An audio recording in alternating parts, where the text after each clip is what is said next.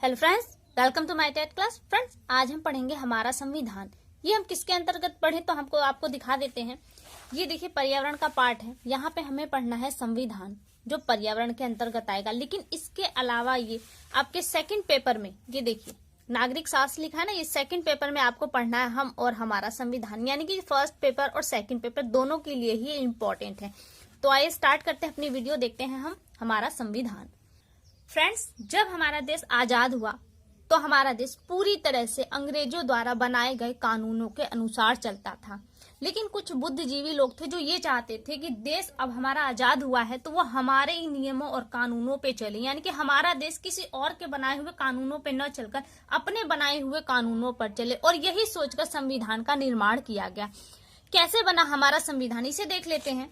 देखिए, जब देश आजाद हुआ तो इसे आजाद करने के लिए किसी एक व्यक्ति विशेष का हाथ नहीं था। लेकिन जब संविधान की रचना की जा रही थी, बनाने के लिए एक प्रपोजल तैयार किया गया, तो ये सोचा गया कि किसी एक व्यक्ति विशेष से इस संविधान का निर्माण नहीं हो सकता, न ही कोई एक व्यक्ति इस बनाने में सक्षम था। देश की स्वतंत्रता के लिए बहुत से हर प्रांत से लोगों ने सहायता की थी, इसलिए उस हर एक प्रांत के लोगों की जरूरत भी थी संविधान में। किसी के अधिकारों का हनन न हो, ये भी देखा जाना जरूरी था। यही सोचकर एक सभा का आयोजन किया। तो यहाँ देखिए, इस काम को करने के लिए सन 1946 में एक संविधान सभा बुलाई गई। देखिए, 9 दिसंबर 1946 को एक संविधान सभा बुलाई गई, जिसके अस्थायी अध्यक्ष के रूप में डॉक्टर सच्चिदानंद को चुना गया। इसमें 389 लोगों ने भाग लिया था और इसी के यानी कि 9 दिसंबर 1946 के बाद 2 दिन बाद दूसरी सभा आयोजित की गई, यानी कि 11 दिसंबर 1946 को। और उसमें संविधान सभा के जो स्थायी अध्यक्ष के रूप में डॉक्टर राजेंद्र प्रसाद को चुना गया। और इस संविधान सभा में 389 लोग थे जो भारत के हर प्रांत से आए थे। कुछ लोग जिनके नाम आप जानते होंगे, जिनमें सरोजिनी नायडू, विजय लक्ष्मी पंडित, मौलाना अबुल कलाम आजाद, जवाहरलाल नेहरू, एच.बी. कामत आदि ऐसे बहुत ही जानी मानी हस्तियां इसमें शामिल रही हैं। जब ये संविधान लिखा जा रहा था तो इसमें एक प्रारूप समिति का भी गठन हुआ।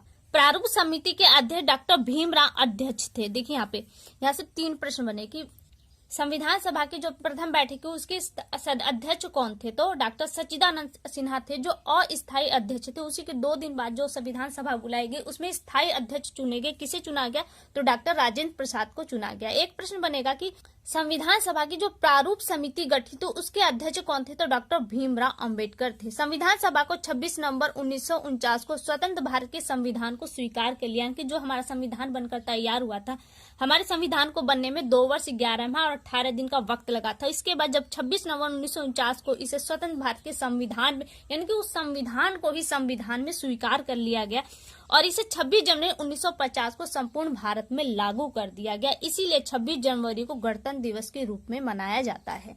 आगे देखिए, डॉक्टर भीमराव अंबेडकर जी ने लंदन में गोलमेज सम्मेलन में भी प्रतिभाग किया था। वे मानते थे दलितों के सामाजिक उत्थान के लिए उनकी राजनीतिक भागीदारी आवश्यक है, इसलिए उन्होंने दलितों के लिए अलग से निर्वाचन की मांग की।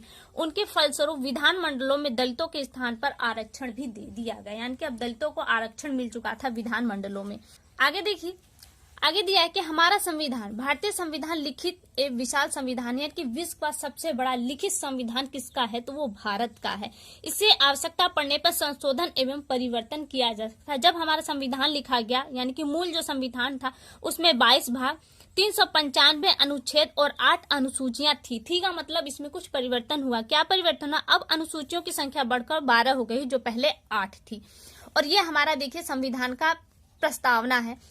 आप वीडियो को रोककर इसे एक बार जरूर पढ़ लीजिएगा। और ये जो रेड कलर में आप देख रहे हैं ना, इन्हीं का यहाँ पे थोड़ा सा डिटेल में दिया है। जब आप प्रस्तावना पढ़ेंगे तो आप काफी क्लियर हो जाएंगे कि इन शब्दों में क्या है, इसलिए ये बताने की जरूरत नहीं है। यहाँ पे येलो बॉक्स देखिए, इसमें दिया है मानव अधिकार। मानव अधिकार जन्म से ही प्रारंभ हो जाते हैं, यानी कि बच्चा जब जन्म लेता है तो संविधान में जो एक व्यक्ति के अधिकार हैं वो उसे तुरंत मिल जाते हैं और जीवन भर उसके साथ रहते हैं, चाहे व्यक्ति किसी भी सामाजिक, आर्थिक, जाति व धर्म से संबंध रखता हो। 10 दिसंबर 1948 को संयुक्त राष्ट्र संघ ने महासभा में मानवाधिकार को सार्वभौमिक घोषणा की, यानी कि वो सबके लिए खोल दी गई। पूरे विश्व यानी कि 10 दिसंबर को मानवाधिकार दिवस के रूप में मनाता है और मानवाधिकारों की रक्षा के लिए 1993 में राष्ट्रीय मानवाधिकार आयोग का गठन किया गया। ये तो हो गए हमारे मानवाधिकार और संविधान। अब इस संविधान के अंतर्गत हर व्यक्ति को कुछ अधिकार दिए गए। वो 6 अधिकार, जब संविधान लिखा गया तो 7 अधिकार थे, जिसमें एक संपत्ति का जो अधिकार है उसे समाप्त कर दिया, उसे विधिक अधिकार बना दिया गया। और आगे आपके बच्चे हैं 6 अधिकार। इन 6 अधिकारों को देख लेते हैं हम। देखिए, पहला आ जाता है आपका समानता का अधिकार, यानी कि बिना किसी छूत के, भेदभाव के, बिना किसी जाति अंतर के या स्त्री पुरुष के आप कहीं भी आ सकते थे, जा सकते थे। पहले जो निम्न जातियां थी उन्हें सार्वजनिक स्थानों पर जाने की रोक टोक थी, लेकिन समानता के अधिकार में उसे इस चीज की स्वतंत्रता मिल गई। वो कहीं भी आ जा सकता था, कोई भी फैसला ले सकता था। दूसरा हमारा आ जाता है स्वतंत्रता का अधिकार। स्वतंत्रता के अधिकार में कुछ पॉइंट है, इन्हें देख लेते हैं। भारत के सभी नागरिकों को विचार एवं व्यक्ति की स्वतंत्रता, ये वो अपने विचारों को प्रकट कर सकता है। भारत के सभी नागरिकों को शांतिपूर्वक सम्मेलन करने की स्वतंत्रता थी, वो कोई भी छोटे छोटे सम्मेलन कर सकते थे। देश में नागरिक की समिति यानी यूनियन बनाकर अपने अधिकारों के लिए लड़ने की आजादी है। भारत के हर नागरिक को अपनी इच्छा अनुसार कहीं भी आने जाने की स्वतंत्रता प्राप्त है। भारत के नागरिक को भारत में ही कहीं रहने के व बसने की स्वतंत्रता है।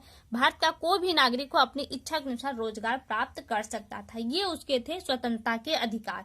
अगला आ जाता है, इसी में आपका आ जाता है एक शिक्षा का अधिकार, जिसे 2002 में संविधान में जोड़ दिया गया। देखिए, शिक्षा का अधिकार वर्ष 2002 में संविधान के 86वें संशोधन द्वारा अनुच्छेद 21 क में शिक्षा के अधिकार को मौलिक अधिकार में जोड़ दिया गया।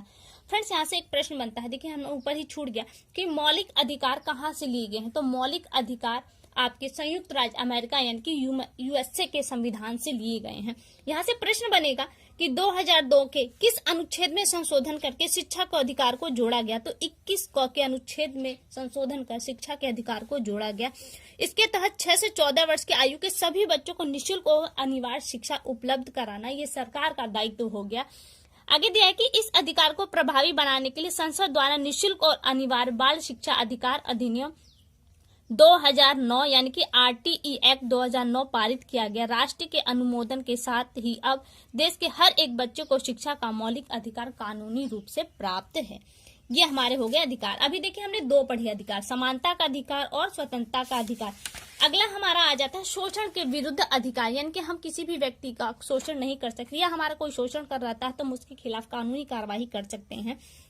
किसी व्यक्ति से जोर जबरदस्ती काम नहीं लिया जा सकता। किसी भी व्यक्ति को बिना मजदूरी, नियत से कम मजदूरी या खराब परिस्थिति में जबरदस्ती काम नहीं करवाया जा सकता। और साथ ही 14 वर्ष से कम आयु के बच्चों से मजदूरी नहीं करवाया जा सकता। यह आपके शोषण के विरुद्ध अधिकार के अंतर्गत आ जाता है। इन्हें भी जानिए, ये जो इंपॉर्टेंट पॉइंट्स हैं इन्हें देख लेते हैं। राष्ट्रीय बाल अधिकार संरक्षण आयोग की स्थापना मार्च 2007 में की गई। इस आयोग बाल अधिकारों की रक्षा के लिए कार्य करता है। हमारे राज्य में भी राज्य बाल अधिकार संरक्षण आयोग का गठन किया गया है। इसका कार्यालय लखनऊ में स्थित है। बाल अधिकार कौन कौन से, इन्हें भी देख लेते हैं। जीने का अधिकार, उचित देखभाल एवं खाने पीने का अधिकार, स्वास्थ्य सुविधाएं पाने का अधिकार, शिक्षा का अधिकार, स्वयं से जुड़े हर मुद्दे पर अपनी बात को व्यक्त करने का अधिकार, आर्थिक एवं शारीरिक शोषण से बचने का अधिकार, युद्ध, बाढ़, सूखा, महामारी, भूकंप जैसे आपदाओं में सबसे पहले राहत पाने का अधिकार। ये किसका है? ये बाल अधिकार के अंतर्गत आते हैं आपके। एक है आपके कैलाश सत्यार्थी। कैलाश सत्यार्थी, इन्हें बचपन बचाओ आंदोलन के लिए पुरस्कार भी, नोबेल पुरस्कार भी मिला है। इनके द्वारा कालीन, कांच, ईंट भट्ठों, खदानों एवं खतरनाक उद्योगों में संलग्न एवं घरेलू बाल मजदूरों को मुक्त कराया गया, जिसके कारण कैलाश सत्यार्थी को 2014 में शांति का नोबेल पुरस्कार प्रदान किया गया। आपसे प्रश्न बन सकता है कि कैलाश सत्यार्थी को कौन सा पुरस्कार दिया गया। तो आप देख रहे हैं नोबेल पुरस्कार दिया गया है। कब दिया गया? तो 2014 में दिया गया है। फिर आगे आपका आ जाता है धर्म की स्वतंत्रता का अधिकार, यानी कि आप किसी भी व्यक्ति, चाहे वो किसी भी जाति से हो, किसी भी धर्म से हो, किसी भी धर्म को स्वीकार कर सकता है और कहीं भी आ जा सकता है। हर तरह के त्योहारों को वो मना सकता है। इस चीज की स्वतंत्रता धर्म की स्वतंत्रता के अधिकार के अंतर्गत था। अगला है आपका संस्कृति एवं शिक्षा का अधिकार। भारत के प्रत्येक नागरिक को अपनी भाषा, लिपि और संस्कृति को सुरक्षित रखने का अधिकार है और वो इस तरह की शिक्षा को अन्य व्यक्तियों को देने के लिए भी स्वतंत्र है। आगे आ जाता है संवैधानिक उपचारों का अधिकार। संवैधानिक उपचारों का अधिकार क्या है? कहीं पर यदि मौलिक अधिकारों का हनन हो रहा है, यानी कि आपने अभी जो मौलिक अधिकार देखे, इनमें से किसी भी व्यक्ति का अगर मौलिक अधिकार का हनन हो रहा है तो वो सीधे उच्चतम या उच्च न्यायालय की शरण में जा सकता है। सरकार का यह कर्तव्य है कि वह भारतीय नागरिकों मौलिक अधिकारों की रक्षा करे। यदि वह ऐसा नहीं करती तो उसके विरुद्ध लोकहित का मुकदमा किया जा सकता है। लोकहित का मुकदमा क्या है? जिसके मौलिक अधिकारों का हनन किया जा रहा है किसी भी व्यक्ति के, उसकी ओर से कोई भी व्यक्ति लोकहित का मुकदमा कर सकता है। ये आपके आ जाते हैं मूल अधिकारों के अंतर। कितने मूल अधिकार हैं? 6 मूल अधिकार हैं। अब हम आ जाते हैं हमारे कर्तव्य क्या है। देखिए हमारे मूल अधिकार कितने हैं? 6। और ये कहाँ से लिया गया था? ये यूएसए से लिया गया था। और यहाँ पे आ जाता है हमारे मौलिक कर्तव्य। हमारे मौलिक कर्तव्य कितने हैं? ये 11 है। और ये कहाँ से लिया गया है? ये रूस से लिया गया है। कौन कौन से मौलिक कर्तव्य है इन्हें भी देख लेते हैं, एक बार थोड़ा सा पढ़ लेते हैं। अभी तक आपने अपने मौलिक अधिकारों को जाना है, परंतु हमारे मौलिक कर्तव्य भी हैं। इन मौलिक कर्तव्यों को 1976 में संविधान में जोड़ा गया। इसके अनुसार भारत के प्रत्येक नागरिक का यह कर्तव्य है कि वह ये जो 11 पॉइंट ही दिए गए हैं, 11 पॉइंट आपके लिए इंपॉर्टेंट है। क्या ही ने देख लेते हैं। पहला पॉइंट है कि संविधान का पालन करे, उसके आदर्शों, संस्थाओं, राष्ट्रध्वज, राष्ट्रगान का आदर करे। ये पहला पॉइंट है। दूसरा पॉइंट है स्वतंत्रता के लिए हमें राष्ट्रीय आंदोलन के प्रेरित करने वाले उच्च आदर्शों को हृदय में संजोए उनका पालन करने की राष्ट्र के प्रति उसका प्रेम होना चाहिए। अगला है कि भारत की प्रभुता, एकता और अखंडता की रक्षा करे और उसे अक्षुण्ण बनाए रखे। अगला पॉइंट है देश की रक्षा करे और आह्वान किए जाने पर राष्ट्र की सेवा में करे, यानी कि अगर जरूरत पड़ने पे आपको बुलावा हो राष्ट्र की सेवा के लिए तो आप तत्पर रहें। यहाँ पे ये येलो बॉक्स है, इसे देख लेते हैं। भारतीय संविधान की प्रस्तावना मौलिक अधिकार, मौलिक कर्तव्य एवं नीति निदेशक तत्व में समानता के सिद्धांत को समाहित किया है, कि सबके प्रति एक समान है। संविधान न केवल महिलाओं को समानता का अधिकार देता है, बल्कि महिलाओं के प्रति होने वाले भेदभाव को दूर करने के पक्ष में राज्यों को सकारात्मक नीतियां अपनाने की शक्तियां भी देता है। ठीक है, अब हमारे मौलिक कर्तव्य में और देख लेते हैं। अगला पॉइंट देखिए, भारत के सभी लोगों को समरसता और समान भातृत्व की भावना का निर्माण करे, जो धर्म, भाषा और प्रत्येक धर्म पर आधारित सभी भेदभाव से परे हो। ऐसी प्रथाओं का त्याग करे जो स्त्रियों को सम्मान के विरुद्ध है। अगला पॉइंट है कि भारतीय संस्कृति और गौरव को समझने और उसका सम्मान के लिए प्राकृतिक चीजें जैसे कि वन, झील, नदी, वन्य जीव संरक्षण, उनका संवर्धन करते तथा प्राणी मात्र के प्रति उसके हृदय में दया भाव हो। अगला पॉइंट है कि वैज्ञानिक दृष्टिकोण, मानवतावाद, ज्ञानार्जन तथा सुधार की भावना का विकास करे। अगला पॉइंट है कि सार्वजनिक संपत्ति को सुरक्षित रखे और हिंसा से दूर रहे।